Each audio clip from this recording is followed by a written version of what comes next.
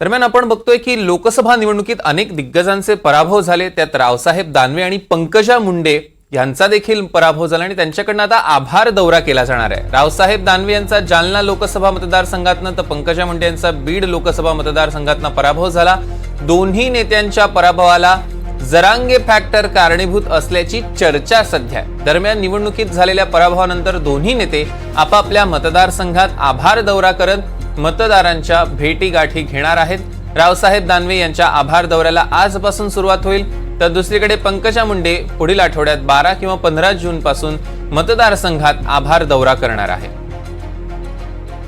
मोहसिन शेख आपले प्रतिनिधी आपल्या सोबत जोडले गेले, त्यांच्याकडून अधिकचे अपडेट्स घेऊया। मोहसिन, आपण जर बघितलं अनेक दिग्गजांना आणि विशेषतः भाजपच्या दिग्गजांना मोठा पराभवाचा फटका या निवडणुकीत सहन करावा लागला आणि त्यात हे महाराष्ट्रातले दोन बडे नेते। आपण बघतोय आभार दौरा तर असणारच आहे, पण ह्या दौऱ्याच्या माध्यमातून आपलं नेमकं चुकलं कुठे याचं चिंतन करण्याचा हा एक प्रयत्न असेल।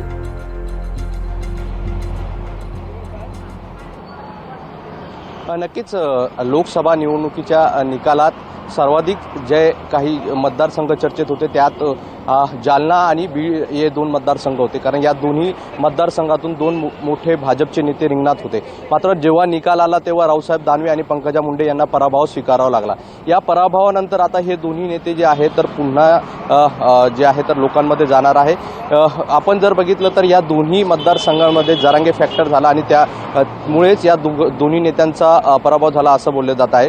आपण जर बघितलं तर अनेकदा उमेदवार विजयी झाल्यानंतर आभार दौरा करतात, मात्र हे दोन्ही नेते जे आहेत तर पराभवानंतर हे दौरा करणार आहे। आणि त्याचं कारण म्हणजे की या दोन्ही नेत्यांच्या पराभवानंतर अशी चर्चा सुरू होती की आता पुढे काय, पंकजा मुंडे आता पुढे काय करणार, रावसाहेब दानवे आता पुढे काय करणार। तर जनतेमध्ये आणि मतदारांमध्ये आणि कार्यकर्त्यांमध्ये एक संदेश देण्याचा हा प्रयत्न असू शकतो की एका पराभवाने आम्ही खचलेलो नाही, त्यामुळे आम्ही पुन्हा जनतेत जाणार, पुन्हा लोकांमध्ये मिसळणार, हा एक संदेश देण्याचा हा प्रयत्न असू शकतो। आणि त्यामुळेच हे दोन्ही नेते पुन्हा एकदा लोकांमध्ये जाऊन आभार दौरा करत लोकांमध्ये जाणार आहेत। आणि याच वेळी या पराभवाची नेमकी कारणं काय आहे, कारण त्यांना जी कारणं आहे ते ग्राउंड लेवलवर या मतदानाच्या दिवशी काय झालं, पराभवाची कारणं काय आहे हे ग्राउंड लेवलला जाऊन कळणार आहे। आणि त्यामुळे लोकांमध्ये जाऊन या सगळ्या गोष्टी त्यांना जाणून घेण्याचा देखील या दौऱ्यातून प्रयत्न होऊ शकतो। विशेष म्हणजे रावसाहेब दानवे यांचा मतदारसंघ हा मराठा आरक्षणाचा केंद्रबिंदू होता,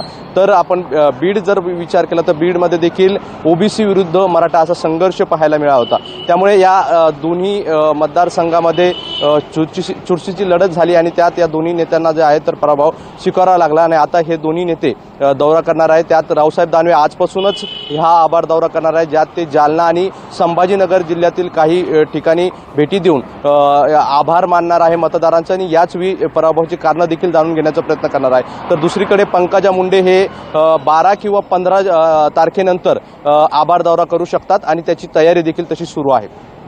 निश्चितच मोहसिन, या संदर्भातले अधिकचे अपडेट्स आम्ही तुमच्याकडून घेणारच आहोत। तुर्तास धन्यवाद।